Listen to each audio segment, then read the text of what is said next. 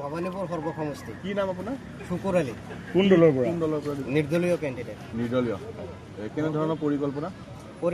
আমি বিগত যোৱা 5 বছৰ যদি আমি চাওঁ, আমাৰ সমষ্টিখনত পূৰ্বৰ সমষ্টি সৰ্বসমষ্টিৰ যিজন বিধায়ক আছিল মনোৰঞ্জন তালুকদাৰ, তেখেতক আমি বিশ্বাসঘাতক তালুকদাৰ বুলি পৰিচিত কৰিছোঁ। ইয়াৰ কাৰণ হ'ল আমাৰ এৰিয়াখিনিত কোনো ধৰণৰ ডেভেলপ হোৱা নাই, কোনো ধৰণৰ উন্নয়ন হোৱা নাই। ইয়াৰ লগে লগে যোৱা যিটো লোকসভা ইলেকশ্যন আছিল, সেই ইলেকশ্যনখনত কংগ্ৰেছৰ লগত তেখেতে এলায়েন্সত আছিল, বিধায়ক হৈছিল কংগ্ৰেছৰ ভোট লৈ বিধায়ক হোৱাৰ পিছত লোকসভাত যাই কি কৰিলে, তেওঁ আমাৰ কংগ্ৰেছৰ এমপিজনক হৰুৱাৰ বাবে তেখেতে প্ৰতিদ্বন্দ্বিতা কৰিলে। গতিকে এইবাৰ আমি ৰাইজৰ ফালৰ পৰা, সাধাৰণ জনতাৰ ফালৰ পৰা আমি উঠি আহিছোঁ। মনোৰঞ্জনক ইয়াৰ কাৰণে আমি প্ৰত্যুত্তৰ দিয়াৰ কাৰণে আমি সাজু হৈ আছো। আমাৰ যুঁজখন বিজেপিৰ লগতে হ'ব, কাৰণ মনোৰঞ্জনটো কোনো ফেক্টৰে নহয়। আমাৰ ভবানীপুৰ সৰ্বসমষ্টিত মনোৰঞ্জন কোনো ফেক্টৰ নহয়। এইবাৰ আমাৰ পৰিকল্পনা আছে, আমাৰ যিটো ফেক্টৰ হ'ব মানে বিজেপিৰ লগতে হোৱাৰ সম্ভাৱনা আছে। ইছ্যু আমাৰ চাওক, আমাৰ সমষ্টিখনত উন্নয়ন হ'ব লাগে। শিক্ষা, স্বাস্থ্য, ৰাস্তা ঘাটৰ উন্নয়ন আৰু নিবনুৱা সমস্যাৰ সমাধানৰ কাৰণে আমি সদায় মাত মাতি যাম। ইয়াৰ কাৰণে আমি মানে লাগি ভাগি থাকি যেনেকৈ হওক সমস্যাবিলাক আমি সমাধান কৰাৰ কাৰণে আগভাগ ল'ম। নিবনুৱা সমস্যা সমাধানৰ ক্ষেত্ৰত আপুনি কি পৰিকল্পনা হাতত লৈছে? কি পৰিকল্পনা? আমি চৰকাৰৰ লগত যিটো দলে চৰকাৰ গঠন কৰিব, আমি পৰোক্ষভাৱে সেইখন চৰকাৰৰ লগতে আমি থাকি পেলাই কাৰণে আমাৰ যিটো নিবনুৱা সমস্যা আছে, বহুত আমাৰ শিক্ষিত যুৱক যুৱতী আছে, তেওঁলোকক কেনেকৈ এংগেজ কৰিব পৰা যায় জবত, বা কেনেকৈ ভেকেঞ্চি আহিলে আমি কেনেকৈ সহায় কৰিব পাৰোঁ। বিশেষকৈ আমাৰ মাইনৰিটি মানুহখিনি বিভিন্ন ধৰণৰ সা সুবিধাৰ পৰা বঞ্চিত হৈ আছে। এতিয়া আমি মাইনৰিটিৰ ফালৰ পৰা উঠি আহিছোঁ যে আমাৰ মাইনৰিটি মানুহখিনিক যাতে কিবা এটা সকাহ দিব পাৰোঁ। আমি কিমান সমৰ্থক লৈ আহিছে আজি? আমাৰ সমৰ্থক আছে বহুত, ৰাইজে আমাৰ লগত আহিম বুলি বহুতে পৰিকল্পনা কৰিছিল, ওলাইও আহিছিল।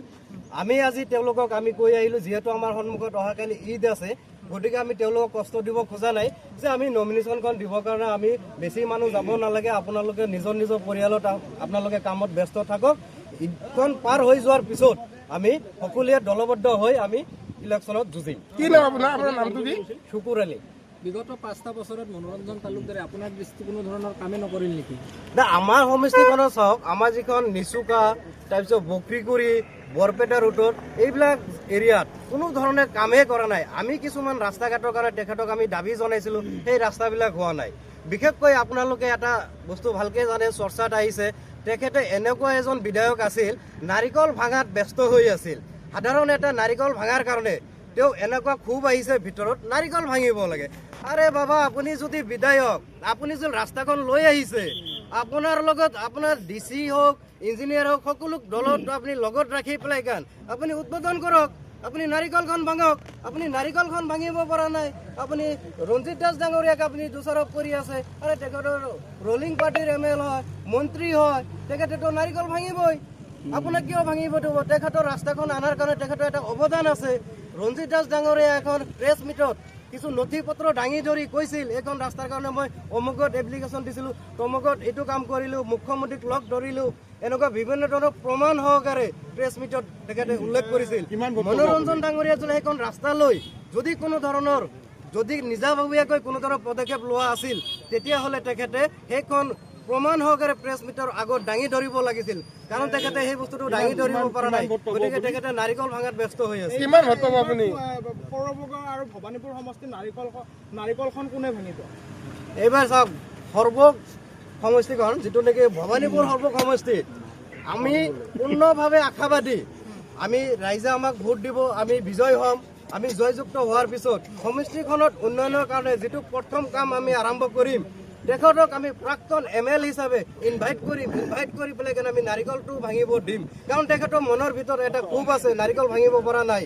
গতিকে তেখেতক আমি সন্মান জনাম যে যিহেতু জ্যেষ্ঠ এজন বিধায়ক, বয়সীয়াল মানুহ, তেখেতক আমি এটা সন্মান জনোৱাৰ কাৰণে প্ৰথম কামটো আমি উদ্বোধন কৰাৰ সময়ত তেখেতক ইনভাইট কৰি আনি নাৰিকলটো ভাঙিব দিম। আমি এইবাৰ ৰাইজৰ ফালৰ পৰা যিটো আশা পাই আছোঁ, যিটো সঁহাৰি পাইছোঁ, আমিতো এইবাৰ বিপুল ভোটত জয়লাভ কৰিম।